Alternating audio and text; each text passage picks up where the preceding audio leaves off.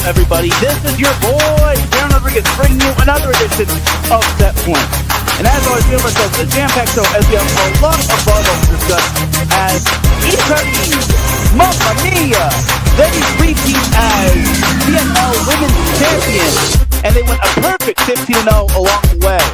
Incredible run for Italy as they just showed their dominance. Also, the U.S. U21 women's team brought home gold at the Pan Am Games in Costa Rica. How did they do it, and who stood out for them?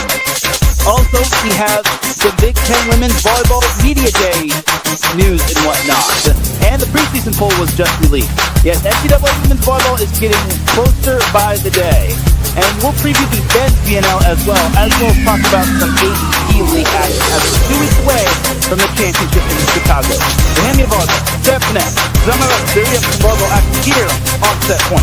This is Teran Rodriguez bringing you another edition of Set Point here on IE Sports Radio, your tech feed for all that is sports.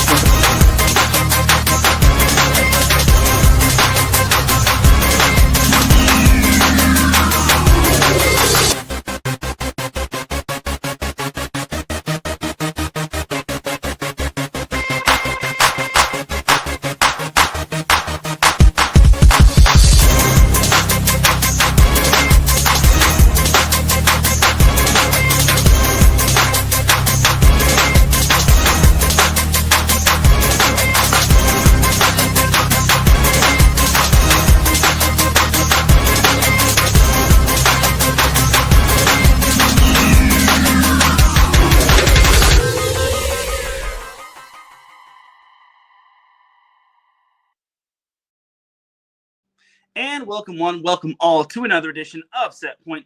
Thank you all for joining me on this beautiful Monday afternoon, Monday evening, Monday wherever you are listening from. Either way, you've made your way in episode 309 of Set Point. And without any further delay, let's begin. But first and foremost, Set Point would not be where it's at without IE Sports Radio providing the platform to go live on X, as well as StreamYard, aka YouTube, and Twitch. Please do follow IE Sports Radio on several different social media platforms such as X, TikTok, and make sure to subscribe to us on YouTube. We would greatly appreciate it. We're trying to reach 500 subscribers, and with your help, we could definitely make it happen. So please definitely subscribe to us. We would greatly, greatly appreciate it.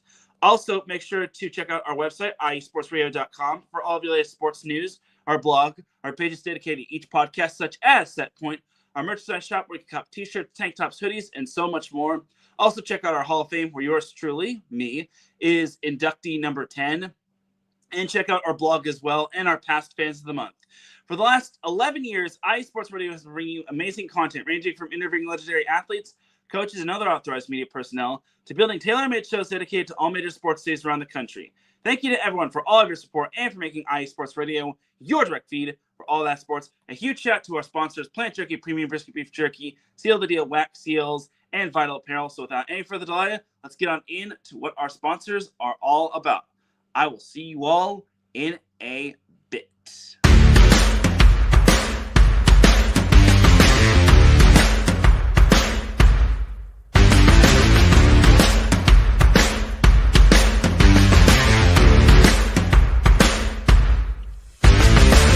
IE Sports Radio fans, this show is brought to you by Planet Jerky Premium Brisket Beef Jerky.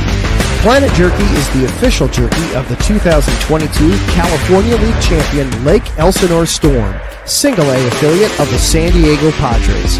This all brisket jerky has gluten-free options, contains no MSG, no sodium nitrate, is low in sugar, and high in protein. Go to their website at planetjerky.net and follow them on Instagram at Planet Jerky. Planet Jerky, the jerky that's on a whole other planet.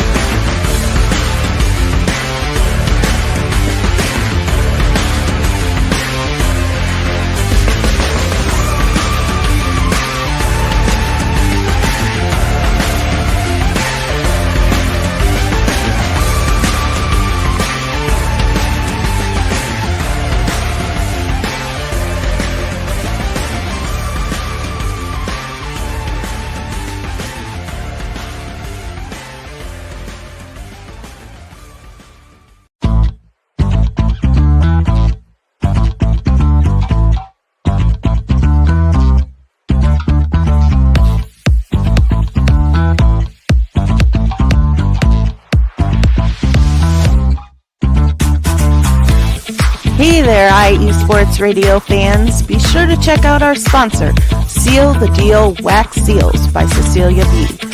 You just finished your very own wedding or baby shower invitations and you're looking for that extra special touch? Maybe you just wrote a letter to a relative or a friend and you want to add to their smile when they receive it. Then seal the deal with Cecilia's handmade sealing wax stamps for your invitations, letters, and gifts. You bring the deal, we'll bring the seal. You can find them on Instagram at sealthedeal_wax stamps and on Facebook, Seal the Deal Wax Seals.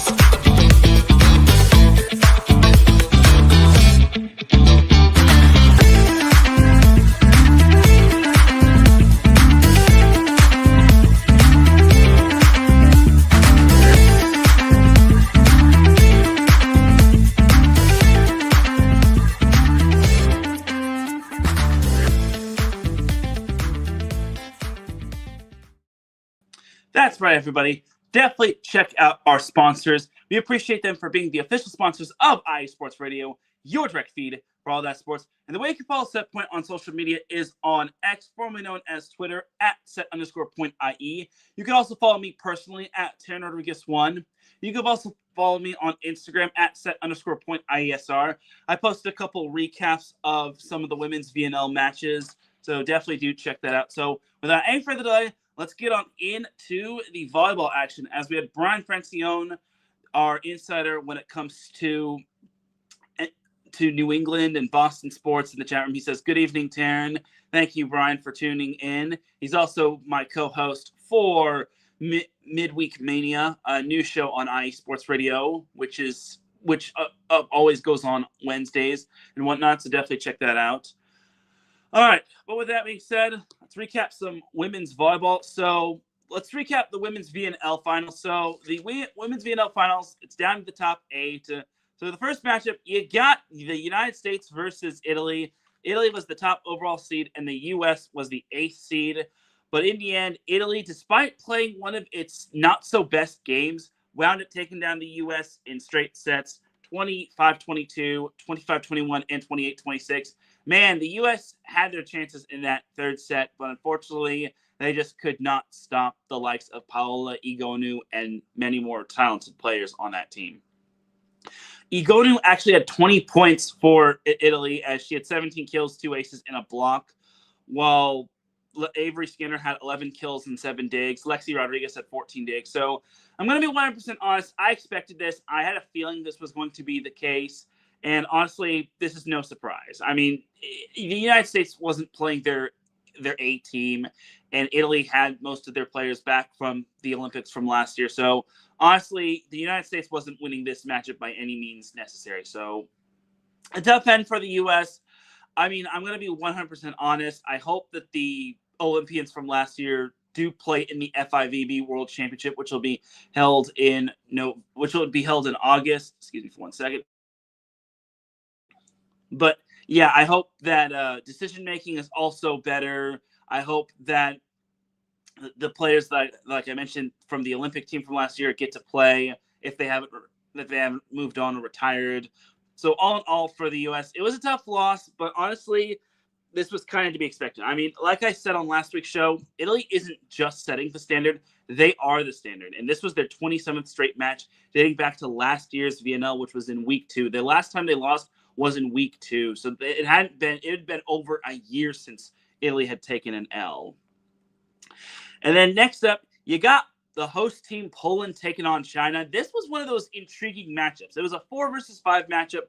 Obviously, it was going to be a banger of a matchup. But honestly, Poland was able to grind out a 5-set win over China, 17-25, 25-20, 19-25, 25-19, and 15-12. Poland was led by Magdalena Stysiak, who had 22 kills. She also had 3 blocks, so she was one of the top standouts for this Poland team. Meng Jae-woo had 23 kills for China, and this was actually the 3rd straight match that actually saw China go 5 sets, and it was their 4th in the last 5 matches that they actually went 5. So incredible run for China, but unfortunately they lost one too many 5-setters. So a tough end for China, but that's kind of what happens when you live on the edge and when you play a bunch of 5-set matches. They eventually catch up to you. And Poland, you got to remember, this was Poland playing on its home soil. So they were not going to lose in the first round on their home soil. So got to give credit to Poland. They had a lot of players step up, mainly Stysiak. But honestly, you got to give it up to China. This was probably one of the best matches of the day. And then I say that, but that was only Wednesday's matches. Thursday's matches, we start off with Japan versus Turkey. So I had Turkey pulling off the quote-unquote upset, even though I don't really consider this an upset just because Turkey is talented. But in terms of seeding, it would have been an upset. Hence the word would have, just because Japan took down Turkey in 5, 25-21, 16-25, 25-20, 22-25, and 15-9. It was a big win for Japan as Mayu Ishikawa led the way for Japan with 17 kills, and she had the walk-off service ace. She painted the sideline on that serve, so that was incredible if you ask me. They had Melissa Vargas leading the way for Turkey with 19 kills. Turkey lost despite out-blocking Japan 13-6. That's insane if you ask me, but it just goes to show that Japan has other ways to score, and they just play some scrappy defense. And then the last match of the quarterfinals, we had Brazil taking on Germany, where Brazil took down Germany in straight sets 25-19, 26-24, and 25-14. Long story short for Brazil, the second set was their best chance to try to win a set and get a set off of Brazil. And you got to remember that Brazil did not have Ana Cristina. She was out due to a knee injury that she suffered against France in week 3 of the women's VNL. But Brazil was led by Rosa Marina Montebelar, who had 13 kills, while Gabi Guimarães had 10 kills and 2 blocks. Lena Alsmeyer had 11 kills for Germany. So there was that right there. I mean, this was kind of obvious seeing the likes of Germany succumb to Brazil, just because Brazil is too good, even though they're missing one of its top players. So that was that for the quarterfinals. So now jumping over to the semifinals, we got Poland versus Italy. Italy was the top seed when it came to the women's VNL. Poland was the host team, and Italy stood on business. They didn't even need 90 minutes to win this match. They wound up winning in straight sets 25-18, 25-16, and 25-14. Amazing, incredible, and impressive win for Italy as they were led by Paola Igonu, who had 14 kills. Alice DeGrati chipped in 13 kills. Anna Danesi had 5 blocks and a service ace. Malvina Smashek had 7 kills for Poland, while Agnieszka Korneluk had 6 kills and 5 blocks. Win number 28 in a row for Italy, as it was incredible. It was probably one of the more surprising results. I didn't expect Poland to not even cross 20 points in any of the sets, but Italy just really sucked it to Poland. And it just goes to show the depth that this Poland team has, which you'll see in a little bit. But for the other semifinal, you got Japan versus Brazil. This one was a little bit of a bang. This one kind of went longer than 90 minutes and then some, as Brazil outlasted Japan in a 5-set thriller, 23-25, 25-21, 25-18, 19-25, and 15-8. Gabi Guimarães had a masterclass performance. She had 24 kills, but a player who had a legacy match was Julia Bergman, who had 23 kills. Very good win right there for Brazil, and a very impressive performance from the former Georgia Tech Yellow Jacket, Julia Bergman. Just incredible right there. And then Diana Duarte had 6 kills, 0 hitting errors, a hitting percentage of .667, and 5 blocks for Brazil. And then for Japan, they were led by Yukiko Wada, who had 19 kills, while Mayu Ishikawa had 17 kills. Yoshino Sato chipped in 11 kills for Japan. So the final was set, Italy versus Brazil, which was actually the first time the two teams met in the VNL finals since 2022. So 3 years ago, those two teams met, and Italy was able to take down Brazil in said VNL final. So before we go on to that gold medal match, we actually got to recap the bronze medal match. So the bronze medal match, you got the host team Poland taking on Japan. It was scrappiness versus the home the hometown hero, where Poland took down Japan 25-15, 24-26, 25-16, and 25-23. Impressive win for Poland, giving their fans one more good thing to cheer about, as Magdalena Stysiak led the way with 15 kills, while Martina Lukashik added 10 kills. Agnieszka Korneluk had 8 kills and 8 blocks for Poland. Haruyo Shimimura had 13 kills and 2 blocks for Japan, while Mayu Ishikawa had 12 kills for Japan in the loss. So overall, a great way to end the VNL for Poland, as I think this was either their second or third straight bronze medal. But regardless, it's a medal. Only 3 teams medal, and only 4 teams make it to the semifinals. And it was a solid win for Poland, and a solid run for Japan. I just gotta say, Japan, I do apologize. I wasn't really familiar with your game when it came to taking on Turkey. Again, I had Turkey advancing, but that matchup could have gone either way. I mean, Turkey is still pretty strong, but I thought Japan definitely had the upper hand, especially with their scrappiness. And I just gotta say, Poland defeating Japan was actually the only upset of the tournament. Most of this tournament was all chalk, aka the higher seeds advanced. So there you go. Well, or the lower seeds advanced, or you know what I mean. The favorite seeds were the ones that advanced. There you go. And now for the gold medal match, we had Italy taking on Brazil. It was a very fun match. So Italy in the first set, they jumped out to a 21-17 lead, and it was looking like this one was going to be another stand-on business matchup for Italy. But Brazil ended that first set on a 8-1 run to take that first set 25-22. That really got Italy's attention. I really thought Italy had too many errors when it came to that first set. Just a little bit too much when it came to their liking. But yeah, credit Brazil. Brazil, again, without Ana Cristina, they were able to snag that first set. And I think that was a good momentum builder for Brazil. And that was a good feel-good set for them. Unfortunately, that first set was kind of short-lived, as the second set, Brazil kind of got plagued with errors, and Italy just got back on their high horse, and they just dominated. They wound up winning the second set 25-18. Third set was pretty back and forth. Italy had the edge for a majority of the set. I mean, Brazil wasn't fading by any means, but they just could not catch Italy, as Italy took the third set 25-22. Then the fourth set, Brazil was still within striking distance against Italy, but Italy was just doing everything in its power. And the scary part is Paola Egonu didn't have the masterclass performance that most people expected her to have. So it was 24-20 match point or championship point for Italy. Brazil rattled off 2 straight points to stay alive, but Italy was able to take that fourth set 25-22, clinching the gold for the second straight year and clinching their 3rd gold overall when it comes to the women's VNL.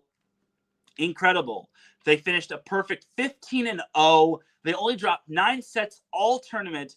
It was just absolutely amazing for this Italy team. They were led by Ekaterina Antropova, who had 13 kills, 4 blocks, and 1 ace. She led the team in points, as she had a whopping 18 points, so good on her. Miriam Sia had 13 kills and 3 blocks for Italy. And Paola Egonu, like I said, she didn't even have that masterclass performance. She had 11 kills for Italy. I mean, still pretty solid. It was a serviceable effort from her. I mean, this just goes to show the depth that Italy has. And then for Brazil, Julia Bergman and Gabby Guimarães both had 10 kills, while Diana Duarte had 9 kills. So again, no Ana Cristina for Brazil, but you got to tip your hat to Brazil. I was impressed with this team. There's a reason why I picked them to go to the championship game or the gold medal game. But if they had Ana Cristina, I think they would have maybe at least pushed this to 5. Would they have beaten Brazil, or would Brazil have beaten Italy? I'm not sure. But honestly, I just think that Italy is just the new standard when it comes to international women's volleyball. They've now won 29 straight matches, dating back to week 2 of last year's VNL. It's just incredible for this Italy team. They are just setting the standard and then some. It's just absolutely jaw-dropping, if you ask me. And there's a reason why they wound up winning the gold in the Olympics last year, just because they have depth and they have talent all across the board. And I just think that this Italy team is just going to be scary good. So next up for for women's international volleyball, or the women's FIVB, is the 2025 FIVB World Championship in Thailand in August. So a lot of questions to be answered. Will Italy continue its winning ways? Will Brazil be able to upend Italy, and will they get Ana Cristina back, or is she just pretty much out for the entirety of that too? Will the U.S. have better decision making? Will they play their A team rosters or A team players? Will we see Japan or Poland emerging as a possible semifinal favorite? Will Turkey be able to reestablish themselves? Will a team that didn't make the VNL finals be able to have a good showing in the FIVB World Championships? All those questions will be answered in August. So that'll do it for the FIVB in women's volleyball, and as well as the VNL. And once again, congratulations to Italy. There's a reason why I titled this Mamma Mia. Italy repeats as women's VNL champions. So there you go. You have my respect, Italy. Hats off to you. But that'll do it for the women's VNL finals recap. So we're actually going to take ourselves a little bit of a commercial break. When we come back, we've got the men's VNL finals to preview, as well as a little bit of some Big Ten volleyball to go over. And then we've got a little bit of some U21 USA volleyball to recap on the women's side, and much more. So keep it locked here. You were listening to Set Point here on IE Sports Radio, your direct feed for all that sports. We'll be right back after a word from our sponsors. Rise and shine. It's 4 a.m. The stars are still out. The sun is beneath the horizon, but it's time to punch in and go to work. The comfort of your warm-ups turns into the grinding out of your reps as the clinking and the clanking of the plates create a symphony of euphoria. There's no other feeling like it. Earn it, burn it, and take what's yours. IE Sports Radio has proudly partnered with Vital Apparel, a brand that not only fits great, but also promotes and donates to mental health research. Use our code IESR to get 15% off their comfortable and inspiring gym wear and help them on their amazing journey to support mental health. Go hard, take part in your iron therapy, and be strong. Because when your mental health is as strong as you are, there's no telling how far you'll go.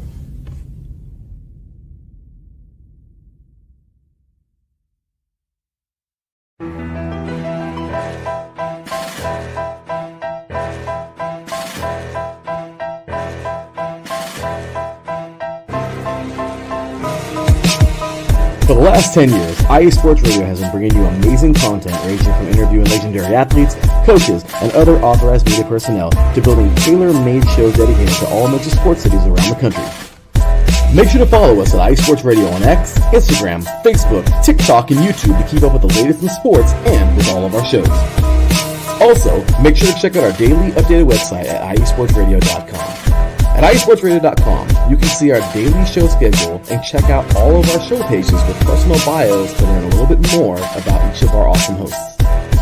In addition to our show pages, you can catch the IE Sports Radio blog, Hall of Fame, Fans of the Month page, and our merchandise shop, including t-shirts, tank tops, caps, long sleeves, hoodies, and more.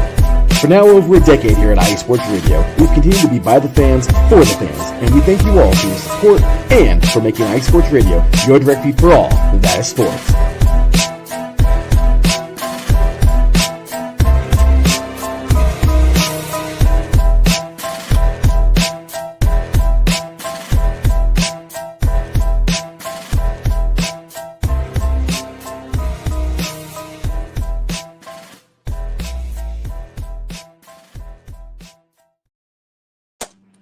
That's right, everybody. Definitely check out all of our amazing sponsors, and definitely check out iesportsradio.com. We would appreciate it if you did.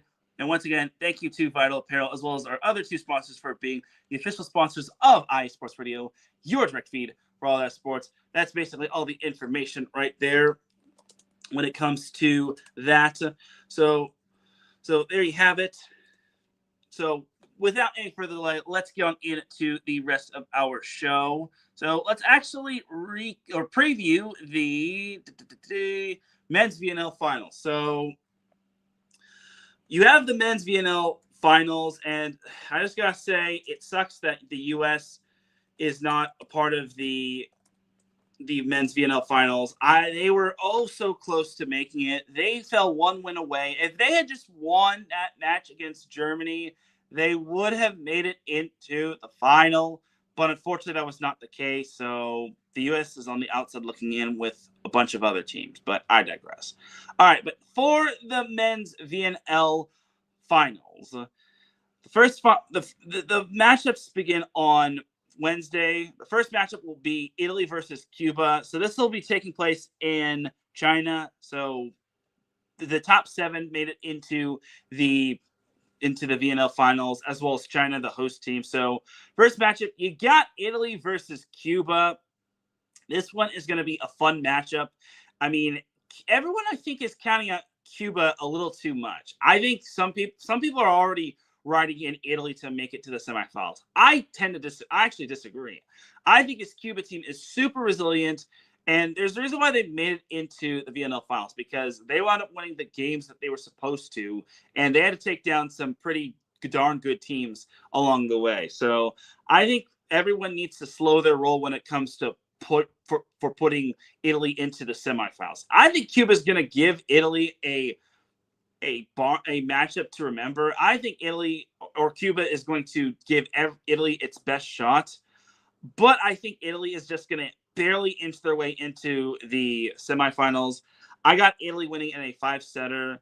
I mean, I think with everyone just counting out Cuba, I think the problem is that I think Cuba just doesn't have the depth to keep up with Italy. I think Italy is going to be too much for them. I definitely like Italy's team. I definitely like Cuba's team.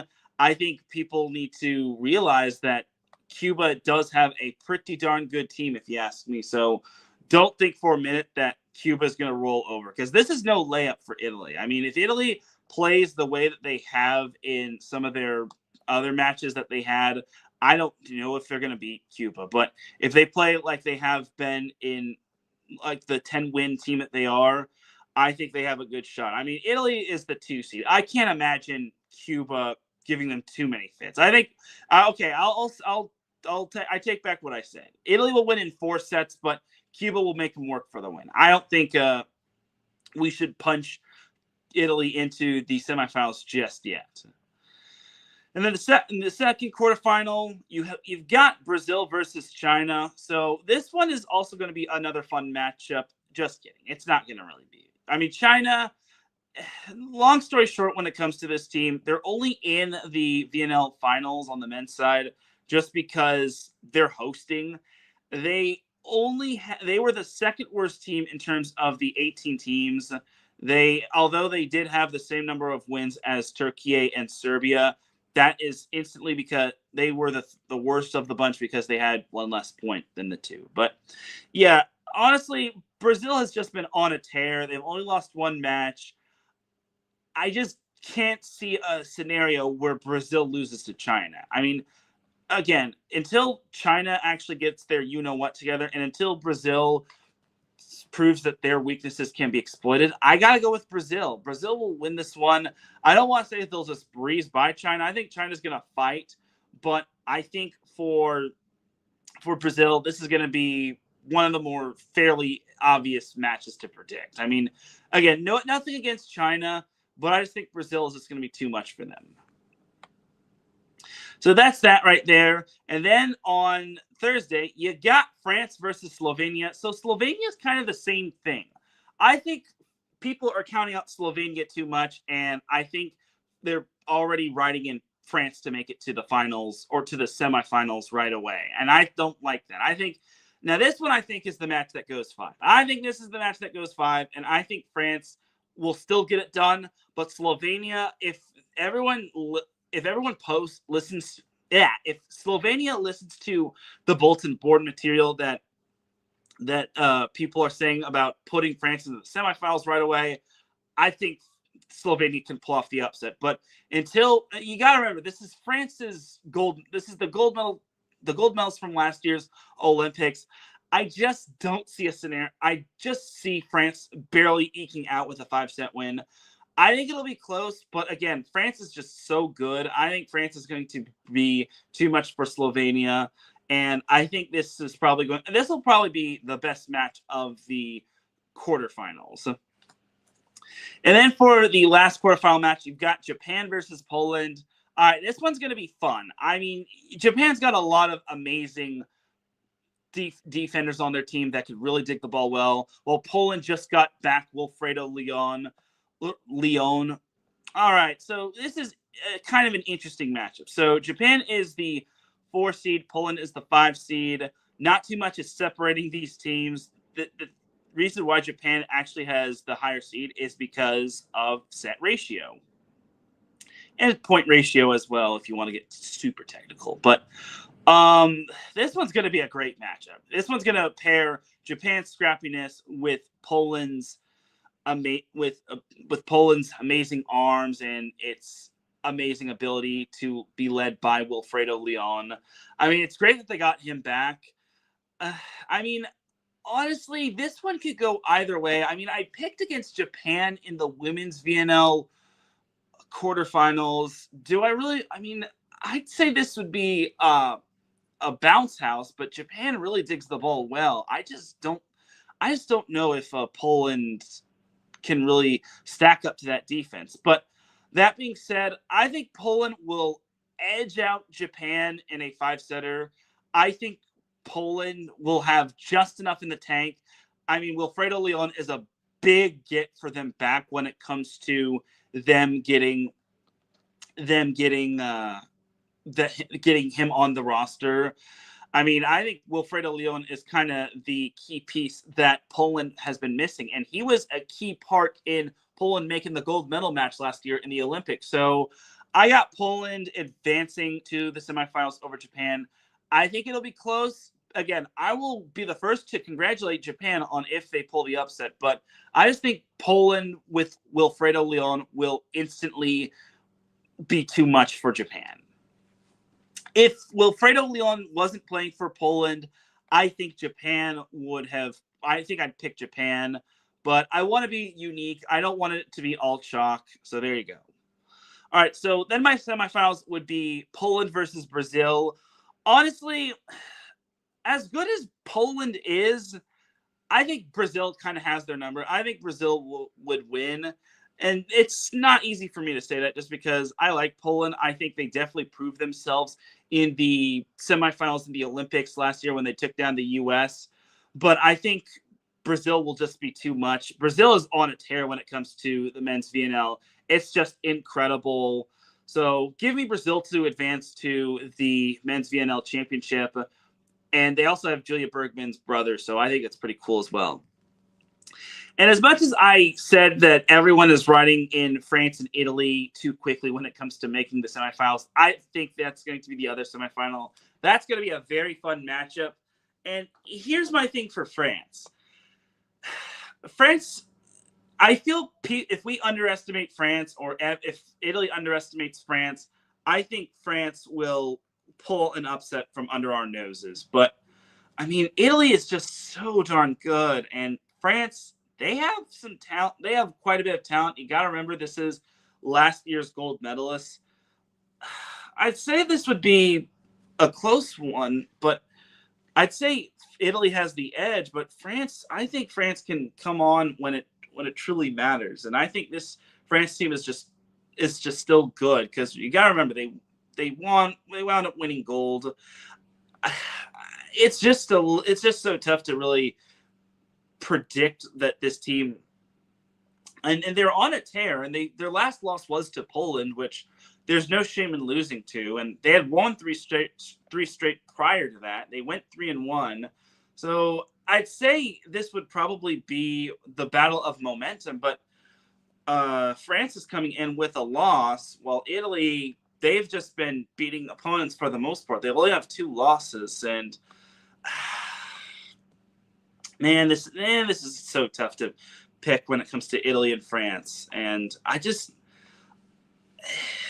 in Italy, they wound up going 4-0 against some pretty good, no, not really the best competition. I mean, most of their competition that they beat previously was Well, I mean, Ukraine was a pretty darn good opponent. Slovenia was a team that made it into the VNL finals, and then the others were just Netherlands and Serbia. So, you know what? Call me crazy. I'm going to pick France to advance to the finals. This is going to sound like a crazy pick on my behalf, but I want chaos. I want the men's VNL final to make up for the women's VNL finals not having any upsets.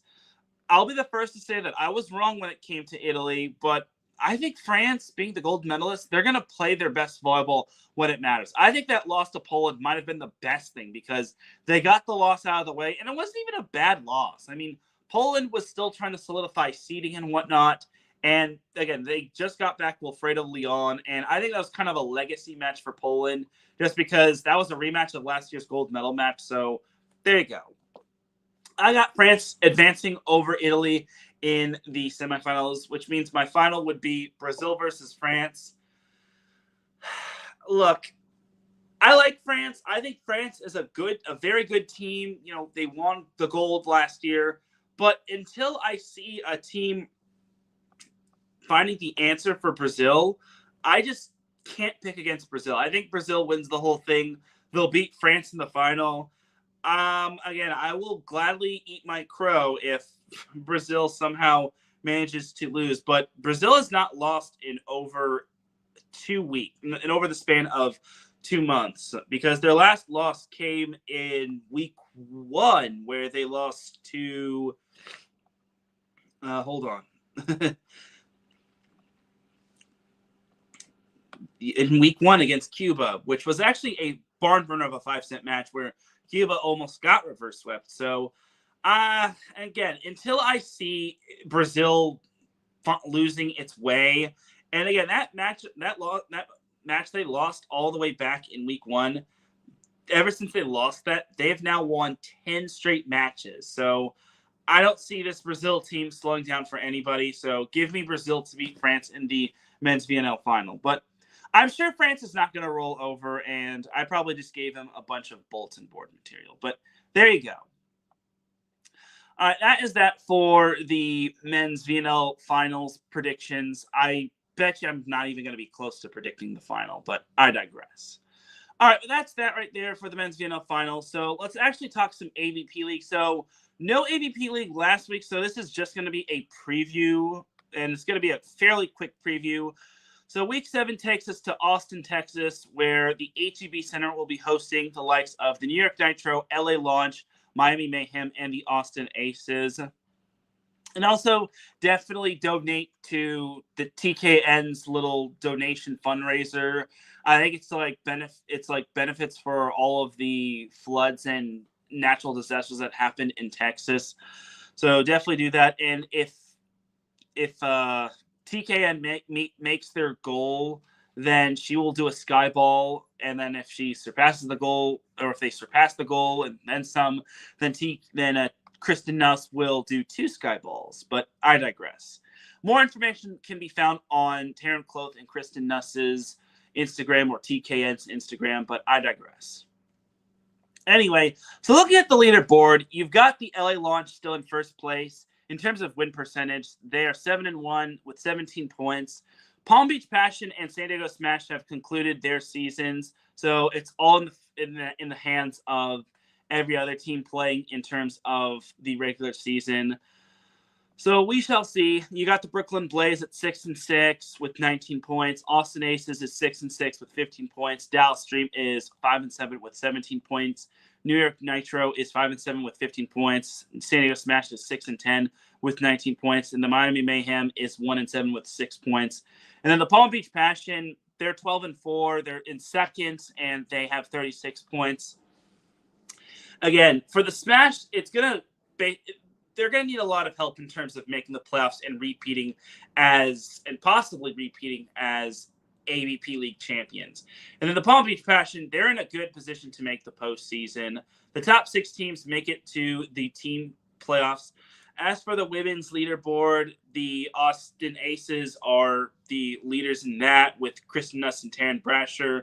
And then the Brooklyn Blaze with Julia Donlin and Lexi Denneberg, followed by the Palm Beach Passion with Melissa Humana Paredes and Brandy Wilkerson, the LA Launch with Therese Cannon and Megan Kraft, the San Diego Smash with Gina Arango and Tony Rodriguez / Devin Newberry, because Newberry is now officially on the San Diego Smash after Tony Rodriguez suffered a shoulder injury.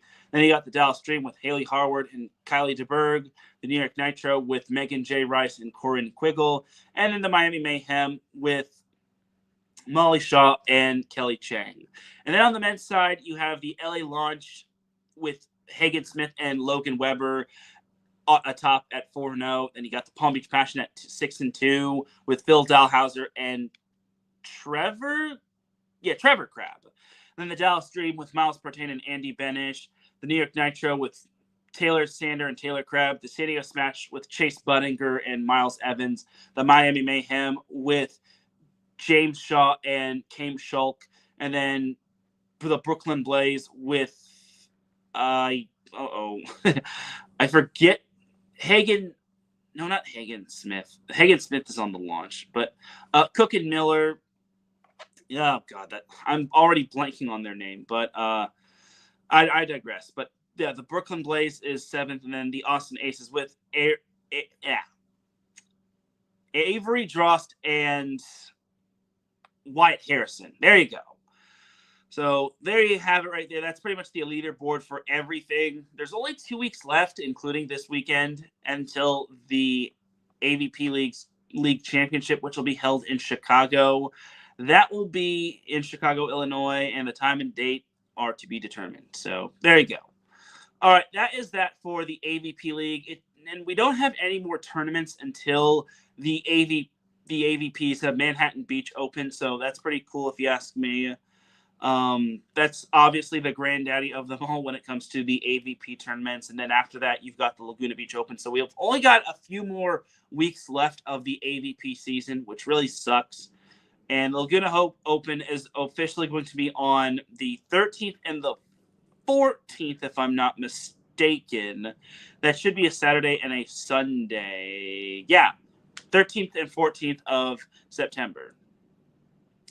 All right, that's that for the AVP portion of the show. So now let's talk some US U21 women's volleyball. So over the weekend, I hadn't really been posting a whole lot about this, but long story short, this US U21 team pretty much just demolished the entire competition. So the action got started on Tuesday when the U.S. took down Canada in straight sets, 25-18, 25-15, and 25-13.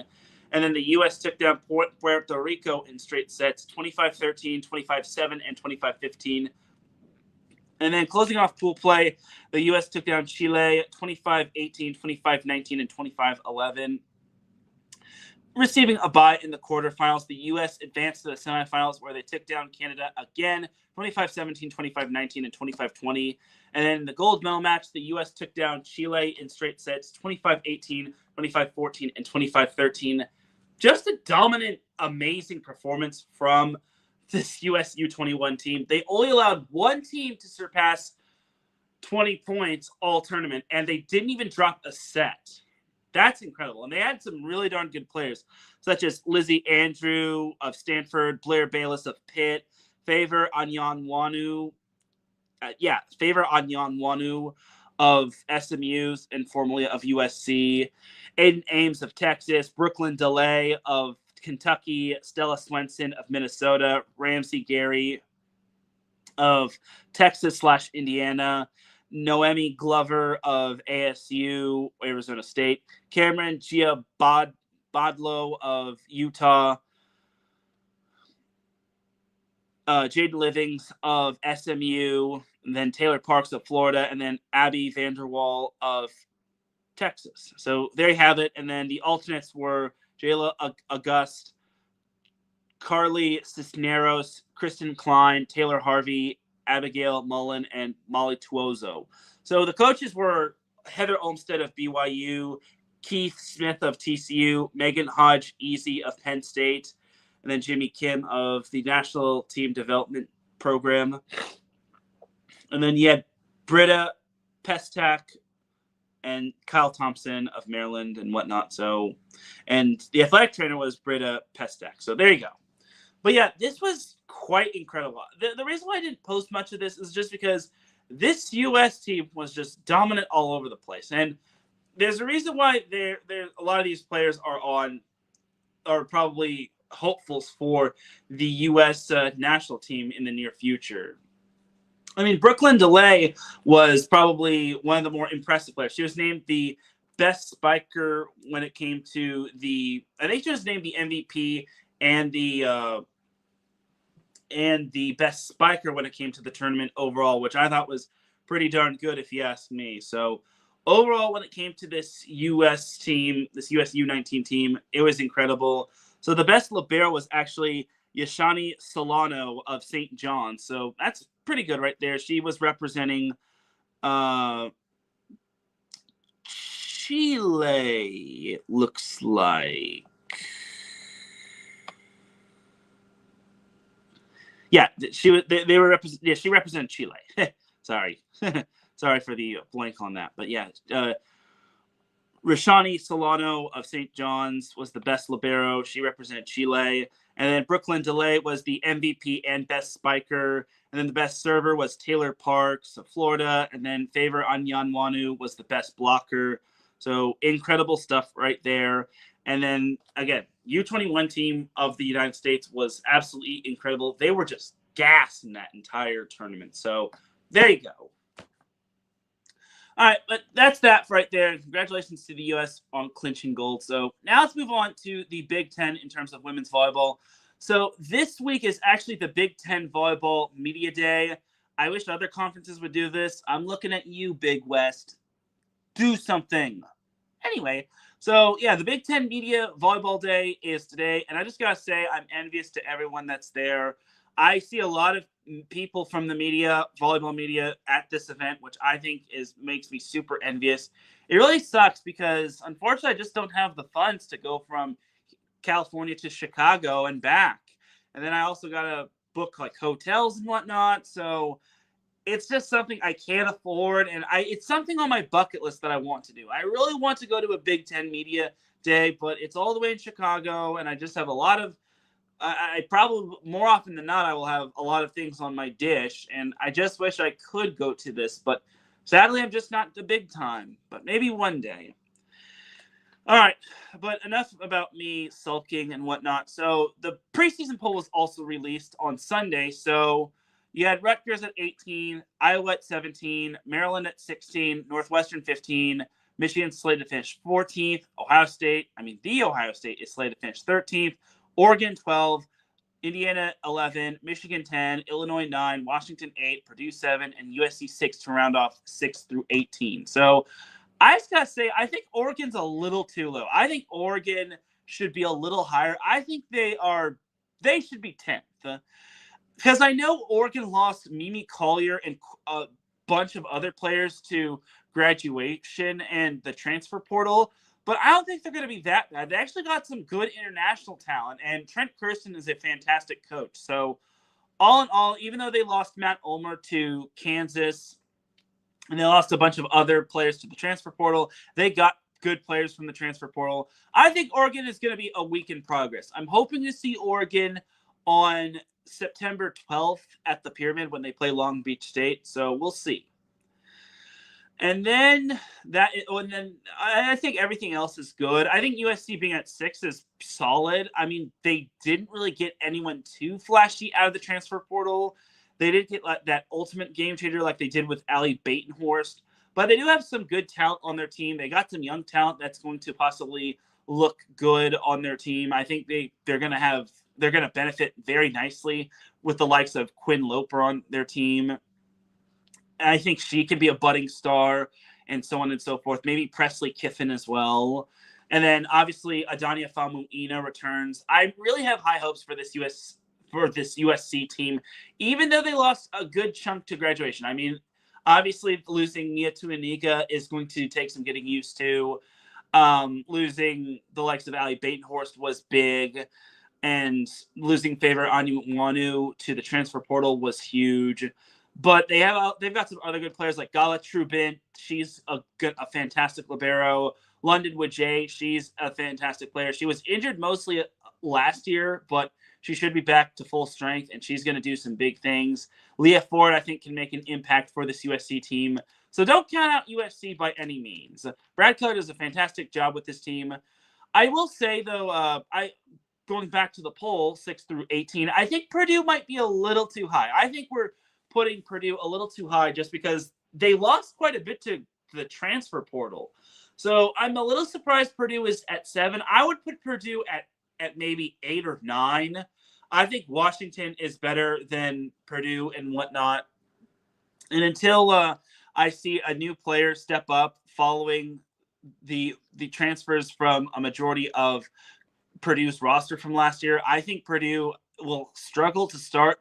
I think Dave Shondell will do what he can to make sure that Purdue will be relevant. But until I see someone stepping up and until I see Purdue being the team that they were last year for the most part, I just don't trust Purdue at number 7 in terms of the Big Ten. I think Illinois should be better this year. I think Washington should be better. I think, in my opinion, Purdue will take a step back. I think Oregon will probably surprise some teams. And by surprise teams, they'll either surprise for the better or they'll surprise for the worse. Now for the top 5. So top 5 is Nebraska at 1, Penn State 2, Wisconsin 3, Minnesota 4, and UCLA 5. I'm just going to say this right now for UCLA. If UCLA does not make the NCAA tournament, I will proudly raise HE double hockey sticks. There's no excuse for this UCLA team not to make the NCAA tournament. They've got a bunch of transfers, talented transfers for that matter, and they've got a darn good coaching staff. What more does this UCLA team need to make the NCAA tournament? There's no excuse for this UCLA team. I want to see UCLA back in the NCAA tournament. Last year, they fell one game under 500, and that was pretty much GG no re. They were the first few teams out the previous 2 years before last year. So there's no excuse for this UCLA team. I could even make the argument that Minnesota and UCLA should flip-flop with one another. Unless I'm missing something with Minnesota just because they have McKenna Wooker, I think that UCLA has a little bit more depth on their team. And they hit the jackpot when it comes to the transfer portal. They are going to be good. There's no excuses for this UCLA team. I want to see this UCLA team in the NCAA tournament. Please and thank you, Alfie Raft. And then for Wisconsin, I think Wisconsin will definitely make it tough on Nebraska and Penn State. I think Penn State and Nebraska will definitely be interchangeable at 1 and 2. Everyone thought Penn State was going to take a step back with the loss of Jess Merzick. But getting Kennedy Martin was huge for this team. They obviously returned their libero from last year, their setter from last year, and a good portion of a majority of their players, their pins as well, and their other middles as well. So I think even though losing Jess Merzick was a big loss, I think Penn State returns a good, healthy amount of their players from last year's national championship team. And Nebraska, look, I really think Nebraska can win the Big Ten. Can they go deep into the NCAA tournament? Of course. Can they win the NCAA tournament? Of course. It's a whole new regime with Danny Busboom Kelly, but she took Louisville to the freaking national championship, I think it was like 2 times. Even though they lost to the likes of Texas and Penn State, which was last year, I think Danny Busboom Kelly will have no problem taking this Nebraska team back to at least the elite, at least the Final Four. I'd be shocked if Nebraska didn't even make the Elite 8, let alone the Final Four. I think this Nebraska team will make the Final Four. Guarantee it. And if I'm wrong, I'll gladly eat my crow, and y'all can point and laugh at me and say, oh my God, this set point guy knows no ball. And I guess I forgot to make note of the tournament, the preseason team for all of the Big Ten. So the ones in capital letters, everything capitalized, is a unanimous decision. So there you have it right there. There was only one libero on the preseason team in terms of the Big Ten. And it just goes to show that all these conferences continue to neglect the liberos. Hashtag justice for liberos. Please make liberos amazing and great again. So there you have it right there. I'll just let that ticker go by. And all in all, this just gets us closer to NCAA women's volleyball season. I'm looking forward to it. I really want to make it to some USC matches. Last year was so unfortunate that I couldn't make it just because I got sick, and obviously I was just too wrapped up in other things. And I wish they didn't have their Penn State match at 8 p.m. 8 p.m. Pacific time, which is, oh God, that's 11 p.m. on the East Coast. The Big Ten has got some nerve doing that. But this year, Penn State will be hosting USC, and there you go. So there you have it right there, and that's pretty much that for the entire ticker, going at least one time around the track in terms of the screen. So boom. All right, so that's that right there. And one more thing before I close off the show. If you are going to be in the Irvine area, which is in California, the Queens of the Court preseason tournament in terms of girls volleyball will be this Saturday and Sunday. I'll be there. Michelle Bamford from Prep Dig will also be there. I'm not sure if I'll be there on Saturday. I mean, I still have to communicate with Michelle on if she'll need some extra arms and eyes and ears and whatnot when it comes to that. But I'll gladly be at the Queens of the Court tournament in Irvine. It's going to be hot, so pack some water and pack some refreshments. Stay hydrated. I attended this last year. I think it was like in the mid to high 80s last year. Oh, that was not fun. I'm just going to say that right there. And that gym is like a freaking sauna. I'm sorry, but that gym is a literal sauna. So pack some cold water and make sure you have enough money when it comes to this event, just because you're going to need it. But some notable teams in this event include Mater Dei, Santa Margarita, San Juan Hills, the entire Trinity League being J. Sarah and Orange Lutheran, as well as Mater Dei and Santa Margarita, and so on and so forth. And the reason why I mentioned San Juan Hills is because Megan Hodges is on San Juan Hills, and I think she's going to do great things. Remember, she's only going to be a sophomore. And I mentioned Santa Margarita, who has Ireland Real, who still has yet to commit to a college. She is a class of 2027 commit who has yet to commit yet. So I can't wait to see where she commits to. And then Mater Dei is just crawling with Division I talent like Laylee Ostavar, Wesley Madavow, Emma Kingston. The list goes on and on. I heard that team got even better, but I digress. But that is going to do it for the brief little high school volleyball portion of the show. And ladies and gentlemen, that's going to do it for this week's episode of Set Point. Thank you all so much for tuning in. For everyone here at IE Sports Radio, this is Teran Rodriguez signing off. Have yourself an amazing week. Enjoy all the volleyball action, whether it's on the international level, whether it's collegiately with the preseason of the Big Ten and watching reruns, or the high school level, which is just around the corner.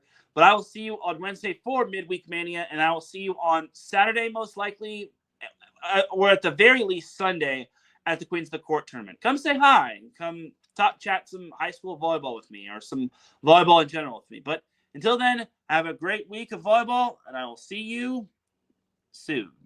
Peace and blessings.